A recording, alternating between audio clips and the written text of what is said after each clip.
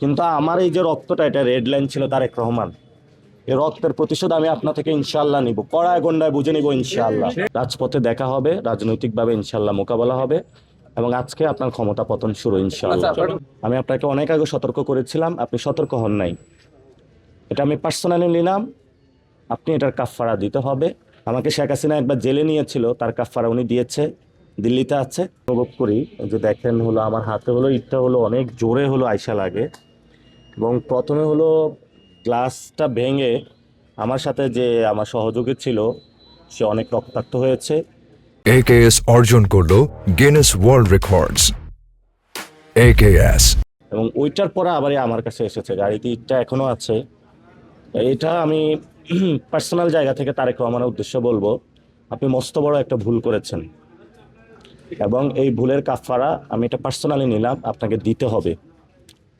আমাকে শেখ হাসিনা একবার জেলে নিয়েছিল, তার কাফফারা উনি দিয়েছে, দিল্লিতে আছে। আমি আপনাকে অনেক আগে সতর্ক করেছিলাম, আপনি সতর্ক হন নাই।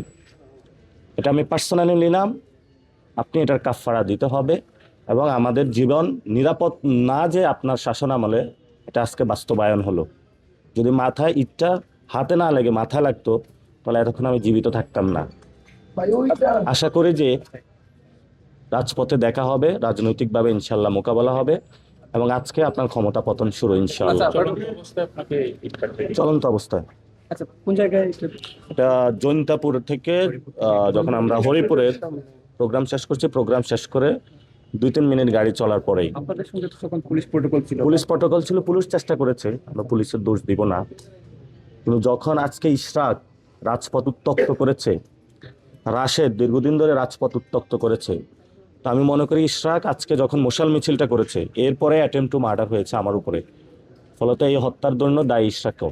বা আইনি ব্যবস্থা নেবেন কিনা, বা আমি যতদিন জীবিত আছি, আমি মরা পর্যন্ত কোনো আইনি ব্যবস্থা আমি মরা পর্যন্ত কোনো আইনি ব্যবস্থা নিব না। আমি মরা পর্যন্ত কোনো আইনি ব্যবস্থা নিব না। ঠিক আছে।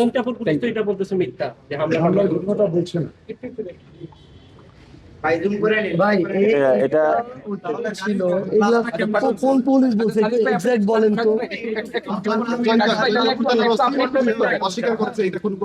আচ্ছা, না না, হয়তো তার সামনে এটা হয় না। আমরা তো বললাম প্রোগ্রাম খুব ভালোভাবেই শেষ হয়েছে, এবং আজকের 3টা প্রোগ্রামেই প্রশাসন তাদের জায়গা থেকে আমরা দেখেছি সর্বোচ্চ চেষ্টাও করেছে। প্রোগ্রাম পথসভা শেষ করে গাড়ি নিয়ে মুভ করার পরে 200-300 মিটার পর যখন খালি রাস্তা আসে, অন্ধকার থেকে এই ইটটা মারা হয়। যে কোনো অ্যাঙ্গেল থেকে ইটটা এমনভাবে মানে তীক্ষ্ণ তির্যকভাবে আসে, ট্রায়াঙ্গুলার হয়ে, যে কোনো জায়গা থেকে একটা মানুষের মাথায় যদি ওইটুকু স্পিডে এসে লাগে, তার মানে একটা মানে হতাহত হয়ে যাবে। আপনারা দেখলে বুঝবেন, পুরো গ্লাস ভেঙে পড়ে আছে। আর পুলিশ একটা কথা বললে হয়েছে, আমি জানি না আসলে আমাদের এই পর্যন্ত সিলেটে 5টা গাড়ি ভাঙা হচ্ছে, একজনের চোখ নাই। কিন্তু আমার এই যে রক্তটা, এটা রেড লাইন ছিল তারেক রহমান। এই রক্তের প্রতিশোধ আমি আপনার থেকে ইনশাআল্লাহ নিব, কড়ায় গন্ডায় বুঝে নিব ইনশাআল্লাহ। ইনকিলাব জিন্দাবাদ, জিন্দাবাদ, জিন্দাবাদ।